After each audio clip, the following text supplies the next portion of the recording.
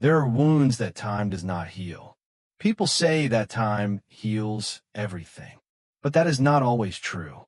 Sometimes time simply teaches us how to carry the pain more quietly.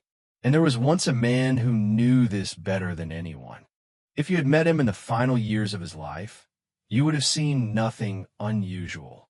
He lived alone in a small house at the edge of a village nestled between green hills and ancient forests. He spoke little. He caused no trouble. Children greeted him politely when they passed. Neighbors described him as kind, if somewhat distant. To everyone around him, he seemed like an ordinary old man. But every morning before sunrise, while the village still slept beneath a blanket of darkness, he would wake from the same dream. Every single morning, for 40 years, in the dream, he stood beside a river. The water was black and still. Mist drifted across its surface. And on the opposite bank stood a man he had once loved like a brother. The man never spoke, never moved, never accused him. He simply looked at him, and somehow that was worse. The old man would wake with a racing heart, his chest tight, his hands trembling. The dream lasted only moments, but the feeling stayed with him all day, because dreams have a strange way of finding the truths we spend our lives trying to avoid. For 40 years, he carried a secret, a mistake, a betrayal, a single decision made in anger that had destroyed a friendship and altered the course of two lives forever. No court had punished him. No king had condemned him. The world had moved on long ago. But he had not. His body had aged. His hair had turned white. Entire generations had come and gone. Yet inside him, one part of his life remained frozen. A young man, standing at a crossroads, making the worst decision he would ever make. And every year that passed only deepened the question that haunted him. If regret could change the past, why was the past still unchanged? One cold morning, after another sleepless night, he sat on the edge of his bed, staring into the darkness. The dream had come again. The river, the mist, the silent face. He rubbed his tired eyes and whispered into the empty room. I've suffered for 40 years. His voice cracked. Isn't that enough? The room offered no answer. Only silence. The same silence that had followed him for decades. So he did what he always did. He got dressed, stepped outside, and began walking toward the mountain. The path climbed through pine trees and jagged stone. The sky was still dark. Only a faint silver line rested along the horizon. As he walked, memories followed him, not because he invited them, because they no longer needed an invitation. The human mind is strange. The moments we most want to forget often become the moments we remember most clearly. He remembered the argument, the anger, the pride, the words spoken in a single moment that could never be taken back. He remembered watching his friend walk away, certain they would speak again, certain there would be time. There's always time, until there isn't. Halfway up the mountain, he stopped to catch his breath. And there, sitting beneath a cedar tree, was a young monk. The monk appeared almost as if he had been waiting, not waiting for anyone in particular, simply waiting. The old man nodded politely and continued walking. But after a few steps, the monk spoke. Sir, the old man stopped. The monk smiled gently. May I ask you something? The old man hesitated, then nodded. The monk looked directly into his eyes, not at his clothes, not at his age, not at the surface, into his eyes. And then he asked a question no one had ever asked him before. What are you still carrying?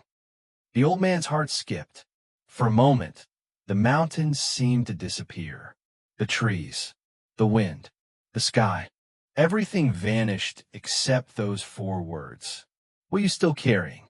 The old man opened his mouth, but no answer came, because suddenly he realized something. The burden that had exhausted him for 40 years was not on his shoulders. It was not in his house. It was not on the mountain. It was inside him. And for the first time in decades, Someone had seen it. The monk waited patiently. The old man's eyes slowly filled with tears, and in a voice barely above a whisper, he finally said, "I don't know how to let it go." The monk said nothing.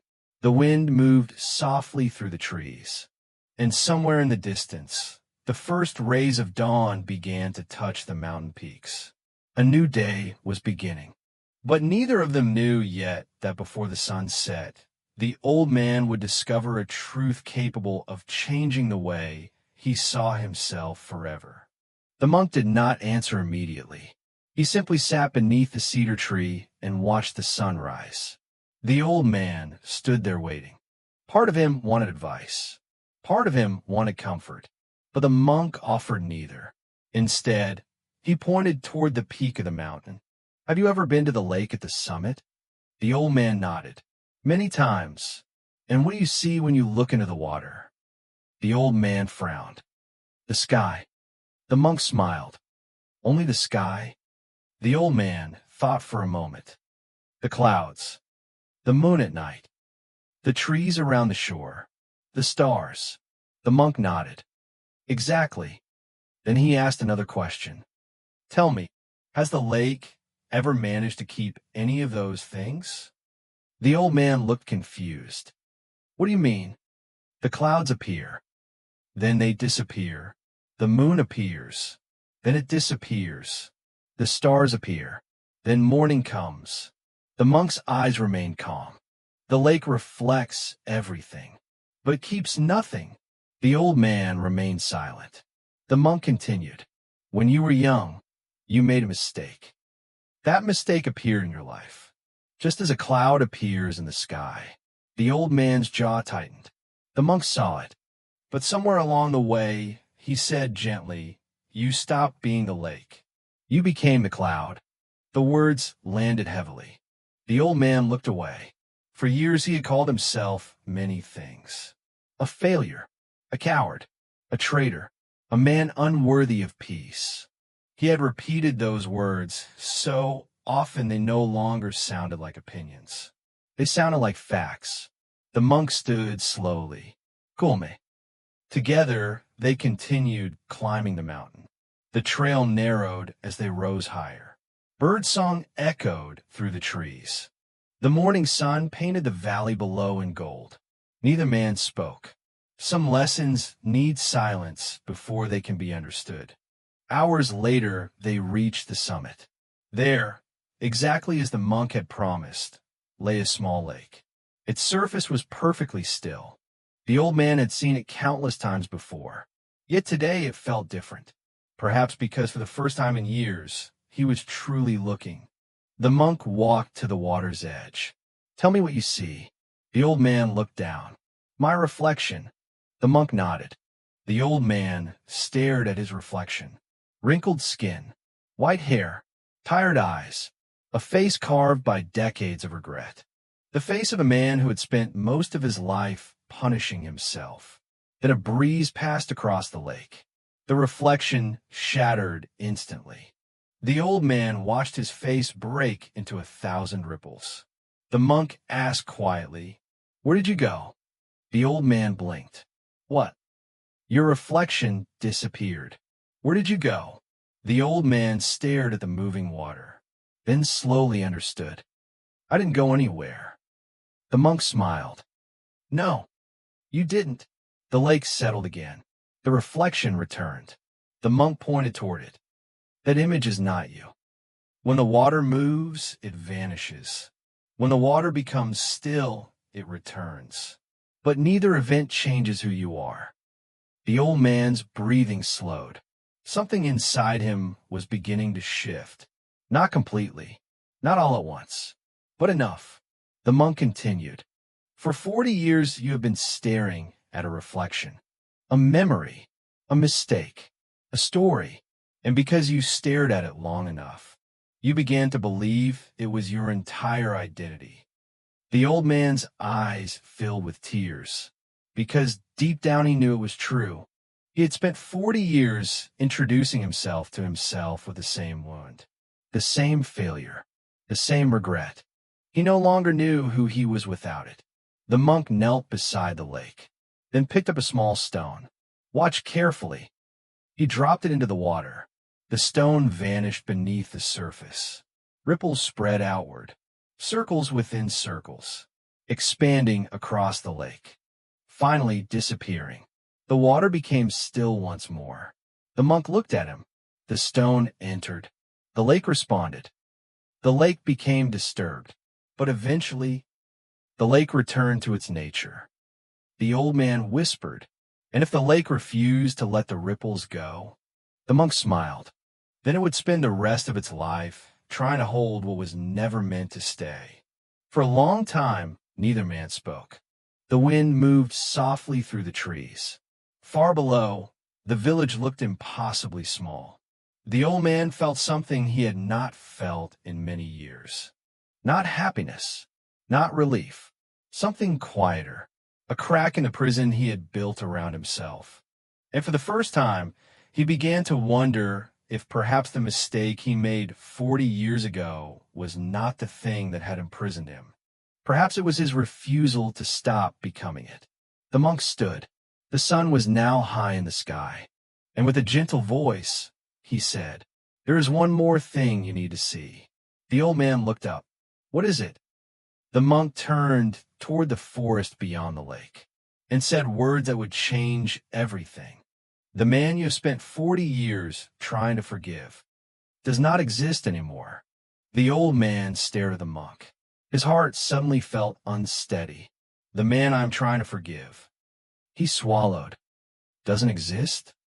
The monk nodded. "The man who made that mistake 40 years ago is gone." The old man shook his head immediately. "No, it was me. I remember it. I was there. I did it." The monk listened patiently. Then he asked, "How old were you?" The old man thought for a moment. 23. "And how old are you now?" 63. The monk nodded. "Do you still have the same body?" The old man looked down at his trembling hands. The skin was thin now, covered with wrinkles. The strength that once filled his arms had long disappeared. "No." The monk continued. "Do you still have the same thoughts?" The old man was silent. "No." "The same fears?" "No." "The same dreams?" "No." "The same desires?" Again, no. The monk smiled gently. "The young man who stood there 40 years ago no longer exists. The body changed. The mind changed. The heart changed. The world changed. Everything changed." The old man looked toward the lake. The surface remained calm. Yet inside him, a storm had begun, because he realized something strange. The 23-year-old man he hated so much felt almost like a stranger now. At 23, he had been arrogant, impulsive, proud, certain he understood life. Now he understood almost nothing. At 23, he believed anger made him strong. Now he knew anger only left scars. At 23, he wanted to win. Now he wished he had been kinder. The monk's voice broke through his thoughts. "Imagine a child making a mistake." The old man nodded. "Would you punish him forever?" "No." 10 years? "No." 20 years? "Of course not." "Why not?" The old man answered quietly. "Because eventually he learns." The monk smiled. "Exactly." The forest grew silent. The monk stepped closer. "So tell me, why are you demanding a harsher punishment for yourself than you would ever demand from another human being?" The old man's chest tightened. Because he had no answer. For decades he had believed he was being honest, responsible, accountable. But perhaps something else had been happening. Perhaps he had mistaken self-punishment for wisdom. The monk sat on a fallen log. "There are many people in this world who cannot admit they were wrong." The old man nodded. "I've met them." The monk smiled softly. "And there are people who admit they were wrong every single day for 40 years. The old man lowered his eyes. The monk continued. "Both are trapped." The words landed like stones. One refuses to face the past. The other refuses to leave it. The wind moved through the trees. The old man suddenly felt tired. Not physically tired, soul tired. The kind of exhaustion that comes from carrying the same burden for too long. The monk looked toward the horizon. Then he asked quietly, "Tell me honestly, if your friend were standing here today." The old man's breath caught. What would he say? For a long time he did not answer, because he had imagined this moment thousands of times. Thousands. He had imagined apologies, arguments, tears, forgiveness, anger, every possible conversation. And yet now, standing on the mountain, the answer that appeared surprised him. The old man's eyes slowly filled with tears. He would ask me why I never moved on. The monk said nothing. The old man continued. He would ask why I wasted my entire life standing in the same moment. His voice trembled. He would ask why I kept reopening the wound after everyone else had stopped touching it. The monk nodded. Yes. A tear rolled down the old man's face. Then another. Not tears of guilt. Not tears of shame. Something different. Something softer. The grief of realizing how much life had been lost. Not because of one mistake, but because of 40 years spent staring at it. The monk looked at him with compassion. You believed your suffering honored the past. The old man listened carefully. But suffering does not honor the dead. It only steals from the living. The word struck deeper than anything he had heard before. For a moment, he saw the truth clearly. His punishment had changed nothing. It had not undone the mistake. It had not brought anyone back. It had not healed the wound. It had only become another wound, one he had been creating every day himself. The monk stood. The afternoon sun illuminated the lake behind them. Golden light danced across the water. And for the first time in 40 years, the old man felt the weight begin to loosen. Just a little. Not gone, but lighter. As though a door he believed was locked forever had opened a single inch. The monk looked toward the descending trail. Then he said, "There is still one thing you must do." The old man wiped his eyes. "What is it?" The monk's expression became serious. "You have spent 40 years asking whether you deserve forgiveness." He paused, but that was never the real question. The old man's heart began to pound. "The real question," the monk said softly, "is whether you are willing to receive it." And suddenly the old man realized those were not the same thing at all. The journey down the mountain was quiet. Neither man spoke. The old man walked slowly, his thoughts moving faster than his feet. The monk's question echoed through his mind. Are you willing to receive forgiveness? For 40 years he had believed the problem was whether he deserved it. Now he wasn't so sure, because deep inside he realized something painful. If forgiveness ever came, he might reject it, not because he wanted to suffer, but because suffering had become familiar. It had become part of his identity, and letting go of it felt strangely frightening. As the afternoon sun drifted westward, the monk led him away from the main road. They followed a narrow trail through an old forest. The trees grew taller here, older, their roots twisted through the earth like the veins of some ancient living thing. Eventually they arrived at a small, abandoned temple. Its stone walls were cracked. Vines covered the entrance. The roof had partially collapsed years ago. The place looked forgotten by the world. The old man stared at it. "Why are we here?" The monk smiled. "Because some conversations can only happen in silence." They stepped inside. Dust floated through shafts of golden sunlight. Birds nested in the broken beams overhead. The air smelled of old wood and rain. In the center of the temple sat a small wooden table. Nothing else, just a table, and on it, a folded piece of paper. The old man froze. His heartbeat quickened. The monk walked toward the table, then carefully picked up the paper. "I found this many years ago." The old man frowned. "What is it?" The monk unfolded it slowly. The paper was yellow with age, its edges worn, its ink faded. but still readable. The monk looked at him, then began to read. My friend, I do not know whether this letter will ever reach you.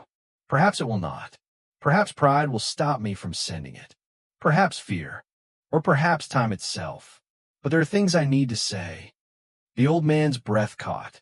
Something about the words felt familiar. Bonfidi familia. The monk continued. I was angry that day. Angrier than I knew. I convinced myself I was right. I convinced myself you were wrong. And because of that, I said things I can never take back. The old man's hands began to shake. The monk's voice remained steady. I have replayed that day 1,000 times. Each year I understand a little more clearly how foolish I was.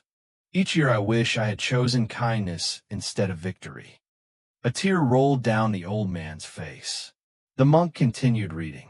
If life gives us another chance, I hope I will be brave enough to speak these words in person. But if it does not, please know this. You are one of the greatest blessings of my life. The old man could barely breathe. The room seemed to disappear around him. The monk reached the final lines. I forgive you, and I hope one day you forgive yourself, because carrying this forever would be too heavy for either of us. Your friend. Silence. The monk lowered the letter. The old man stared at the floor, his entire body trembling. Finally, he whispered, Who wrote that? The monk folded the paper carefully. You did. The old man's eyes widened. Years ago, after the argument, after the separation, after the guilt had begun consuming him, he had written that letter. He remembered now, every word, every sentence, every tear that had fallen onto the page. But he had never sent it. Never. Because a part of him believed he didn't deserve peace. So he had hidden the letter away, and forgotten it, or perhaps tried to forget it. The monk gently placed the letter into his hands. The old man stared at his younger self's handwriting. The handwriting of a man long gone. The handwriting of someone who had already begun learning the lesson he refused to accept. Another tear fell onto the page. Then another. For several minutes, neither man spoke. At last, the old man whispered, I spent 40 years searching for forgiveness. The monk nodded. Yes. The old man looked down at the letter. It was here the whole time. Yes. The old man laughed softly. Asudleth. A beautiful laugh. The laugh of someone realizing how many years they spent looking outside for something that had been waiting within them all along. The monk sat beside him. The strangest thing about human beings, he said softly, is that we often believe compassion should be given to everyone except ourselves. The old man nodded. Because it was true, he would have forgiven another man. He would have comforted another man. He would have shown mercy to another man, but never to himself. Never. The sun was beginning to set now. Golden light filled the temple. The old man held the letter against his chest, and for the first time in 40 years, he stopped fighting. Not the past, not the memory, not himself. He simply stopped fighting, and in that moment, something inside him finally became quiet. Not because the mistake disappeared, not because the pain vanished, but because he no longer believed he needed to carry it forever. The monk stood and walked toward the doorway. Then he turned back one final time. The mistake was never your prison. The old man looked up. The refusal to leave it was. Outside, the evening sky burned with shades of gold and crimson. And for the first time in decades, the old man felt something he thought he had lost forever. Hope. The next morning, the old man woke before sunrise. For the first time in years, the dream did not come. No river, no mist, no silent face watching from the opposite shore. Only darkness, peaceful darkness. He sat quietly on the edge of his bed, waiting. Part of him expected the old pain to return. It had lived with him for so long that its absence felt almost unnatural. But the pain did not return, at least not in the way it once had. There was still sadness. There was still regret. But something had changed. The sharp edges were gone. The wound was no longer fighting him. And perhaps for the first time, he was no longer fighting it. Later that morning, he walked through the village. People greeted him as they always did. Children ran past laughing. Merchants opened their shops. Dogs slept in patches of sunlight. The world had not changed, and yet everything seemed different, because sometimes the world changes when we do. Near the edge of the village, a narrow path led toward the river. The same river from his dreams. The same river where he and his friend had spent countless afternoons as boys. Fishing, laughing, talking about futures they could not yet imagine. The old man followed the path slowly.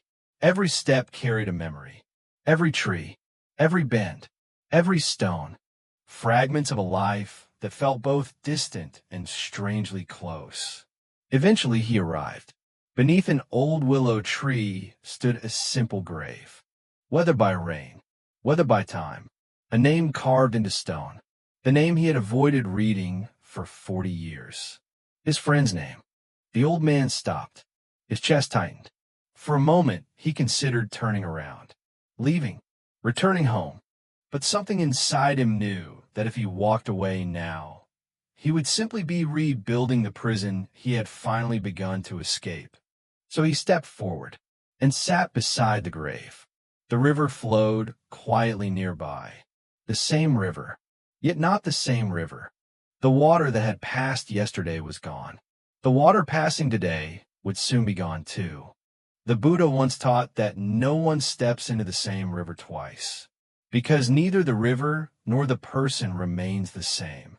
The old man looked at the gravestone, then smiled sadly.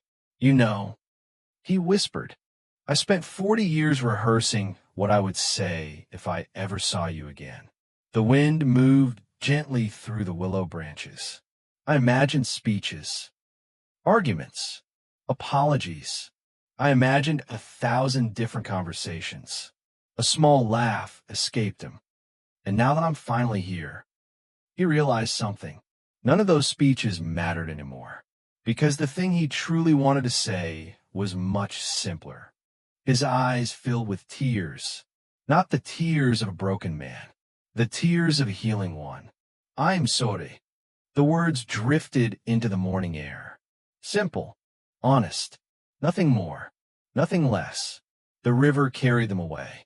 For a long time he sat there, watching the water move, listening to the birds, feeling the sun warm his face. Then something unexpected happened. He began remembering things he had forgotten. Not the argument, not the betrayal, not the pain, the good things, the laughter, the adventures, the friendship, the kindness, the life they had shared before everything fell apart. For 40 years, the final chapter had become so large that it had swallowed the entire story. Now the rest of the story was returning, and he realized something heartbreaking and beautiful. The worst day of their friendship had become the only day he allowed himself to remember. How unfair that was, not only to himself, but to the friend he loved. A single mistake had stolen decades of good memories. The old man looked toward the sky. I think I understand now. The words came softly. I kept trying to change the ending. The river continued flowing. But life doesn't work that way. Another long silence. Then he smiled. A real smile. The first one in many years. I can't change what happened. No one can. But maybe... He looked at the gravestone. I don't need it anymore. At that exact moment, a breeze swept across the river. The willow branches danced. Sunlight shimmered across the water. And for a brief second, everything felt exactly as it was supposed to be. Not perfect, not magical, simply complete. The old man closed his eyes, and deep within his heart, he heard a truth so simple he wondered why it had taken 40 years to understand it. Peace does not come when the past changes. Peace comes when we stop demanding that it should. When he finally stood to leave, he touched the gravestone one last time. Then he turned toward the village, toward the life still waiting for him, toward whatever days remained. Behind him, the river continued its endless journey, never holding, never clinging, never looking back, only flowing. And for the first time in 40 years, the old man did the same. Years passed. The seasons continued their endless dance. Spring became summer. Summer became autumn. Autumn became winter. And then spring returned once more. The old man remained in the village. But people began noticing something different about him. Not because he spoke more. He didn't. Not because he suddenly became cheerful. He didn't. The change was quieter than that. The heaviness was gone. The invisible weight he had carried for decades had disappeared. Children noticed it first. Children often do. They found him smiling more often, sitting beneath trees, watching clouds drift across the sky, listening when people spoke, really listening, as though he had finally arrived in a life he had been absent from for many years. One afternoon, a young farmer came to him. The young man had made a mistake, a serious one. He had lost money that belonged to his family. His father was furious, his mother disappointed, and he was drowning in shame. The old man listened quietly. The story felt strangely familiar. When the young man finished speaking, he lowered his head. "I don't know how to forgive myself." The old man was silent for a moment. Then he smiled gently, neither mocking nor pitying, just understanding. Finally he said, "Neither did I." The young man looked up. The old man continued, "For many years, I thought punishment and wisdom were the same thing. They are not." The young man listened carefully. The old man pointed toward the river nearby. "The river does not refuse to flow because it touched mud yesterday." The young man followed his gaze. The water moved peacefully beneath the afternoon sun. "It simply keeps moving." The young man never forgot those words, and neither did many others, because little by little, people began coming to the old man, not because he was a teacher, not because he was famous, but because suffering recognizes someone who has survived it. And there was something in his eyes now, something calm, something safe. Years passed. His hair grew whiter, his steps slower, his hands weaker, yet the peace remained. Then one autumn evening, many years later, he felt something different, a deep knowing, the kind that arrives without explanation, the kind that needs none. He knew his life was nearing its end. The realization did not frighten him. That surprised him. For most of his life, he had feared many things: loss, regret, judgment, death. But now, none of them seemed as frightening as they once had. Perhaps because he had finally stopped fighting reality. A few days later, he made one final journey to the mountain. The same mountain, the same path, the same forest, but not the same man. As he climbed, memories returned, not as wounds, as companions. He remembered childhood, friendship, mistakes, love, loss, forgiveness, all of it, not divided into good and bad, simply life. By sunset, he reached the summit. The lake was waiting, still and silent as ever. Golden light stretched across its surface, and sitting beneath the cedar tree was the monk. The old man smiled immediately.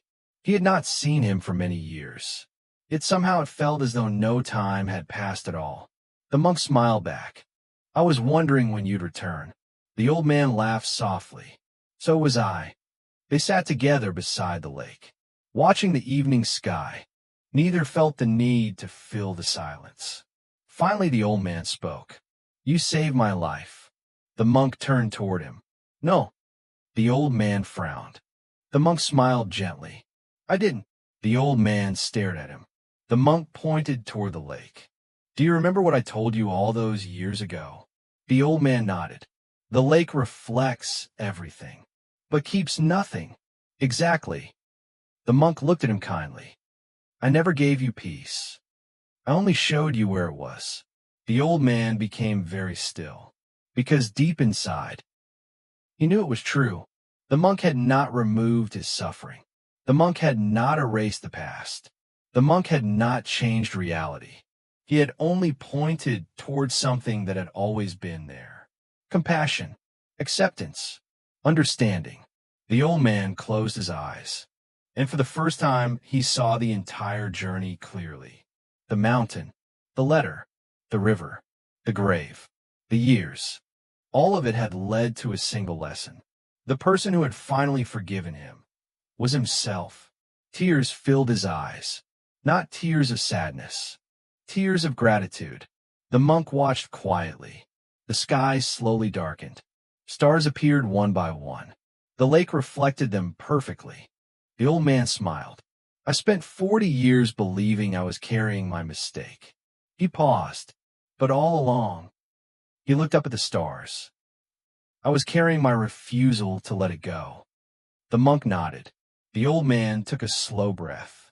The cool evening air filled his lungs, then left again. Natural, effortless, like the river, like the wind, like life itself. For a long time, they sat beneath the stars, neither speaking, neither needing to. And somewhere deep within the silence, the old man finally understood something the Buddha had been teaching for centuries. We suffer not because life changes. We suffer because we ask it not to. The stars shone above them. The lake reflected the heavens. And the old man felt no need to hold on to anything anymore. Not the past, not the future, not even this beautiful moment. Because he had finally learned what the lake had known all along. To reflect completely, to cling to nothing, and to remain at peace. That winter was colder than usual. Snow dusted the distant mountain peaks. The mornings arrived wrapped in silver mist. And the old man knew, not because a physician had told him, not because his body had suddenly failed. He knew in the way trees know when autumn is ending, in the way rivers know where they are going. Quietly, naturally, without fear. His time was drawing near. The villagers noticed he spent more time sitting outside his small home, watching the sunrise, watching the sunset, watching ordinary moments with extraordinary attention. A bird landing on a fence, a child laughing in the road, the sound of rain against the roof. Things he had once overlooked, things he now treasured. One evening, after the stars appeared above the village, he lay down to sleep. The room was silent. The fire had burned low. The world seemed to exhale around him. And that night, the dream returned. The dream he had known for 40 years.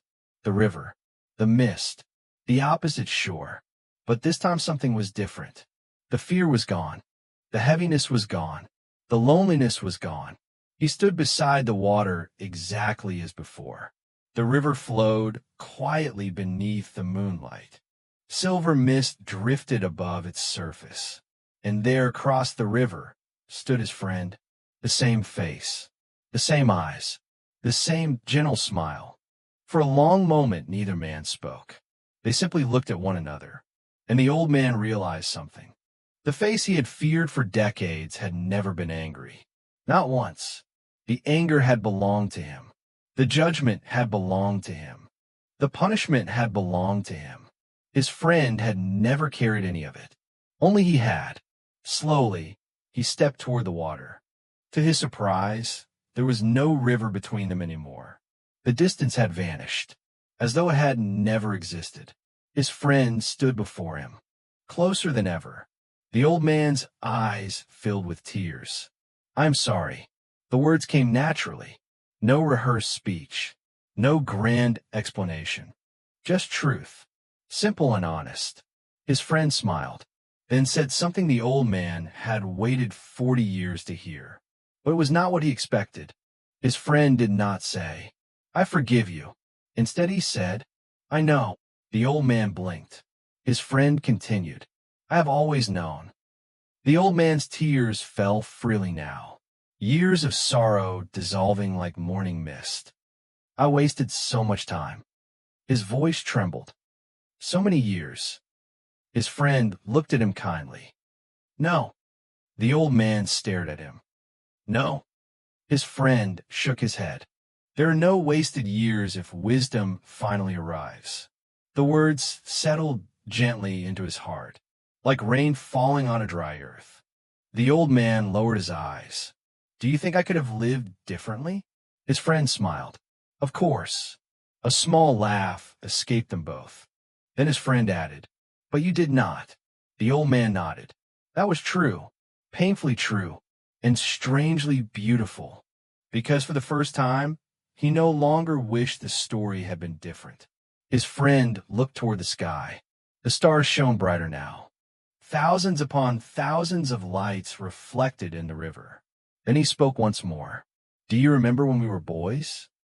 The old man smiled immediately. By the river. We thought life would last forever. They both laughed. The laughter of old friends. The laughter of people who no longer needed to defend themselves. The laughter of souls finally at peace. After a while, silence returned. Not an empty silence, a full one. His friend looked at him, and the old man suddenly understood. This was goodbye, not a sad goodbye, a complete one, the kind that leaves nothing unfinished, the kind every heart longs for. His friend stepped back. The mist began to rise around him. The old man's chest tightened, not with fear, with gratitude. Will I see you again? He asked. His friend smiled, then pointed toward the river. The old man followed his gaze. The water moved endlessly forward, never stopping, never ending, always changing, always continuing.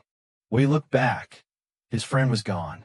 The mist remained, the river remained, the stars remained, and deep within the dream, a final understanding appeared. Life had never asked him to be perfect.